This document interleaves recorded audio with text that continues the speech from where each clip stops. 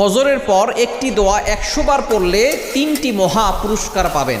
আল্লাহ পাক রব্বুল আলামিন আপনাকে 3টি মহা পুরস্কার দিবেন যদি ফজরের নামাজের পরে আপনি একটি দোয়া 100 বার পড়তে পারেন। মনে রাখবেন এই ফজরের সময়টা কিন্তু বরকতময় সময়।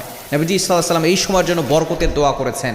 এই জন্য নবী সাল্লাল্লাহু আলাইহি ওয়াসাল্লাম এই সময় অনেক আমল করতেন, সাহাবায়ে কেরাম আমল করতেন। দুঃখজনক হলেও সত্য, আমরা আমল করব দূরের কথা, অনেকে ফজরের নামাজ পড়ি না। যার ফজর ছুটে গেল তার জীবনে বরকত ছুটে গেল। জীবনে যদি বরকত পেতে চান, সাকসেসফুল ম্যান হতে চান, ফজরের নামাজ কখনো মিস করবেন না।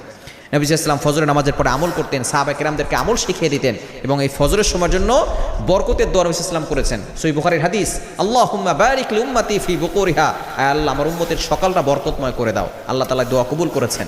1 নাম্বার পুরস্কারের কথা আগে বলছি, দোয়ার কথা পরে বলছি। যারা 100 বার এই দোয়াটা পড়বে, 1 নাম্বার পুরস্কার হচ্ছে আল্লাহ পাক রব্বুল আলামিন তাদেরকে সম্পদ দান করবেন, রিজিকের দরজা তার জন্য খুলে দিবেন, তাদের কোনো অভাব থাকবে না। আমরা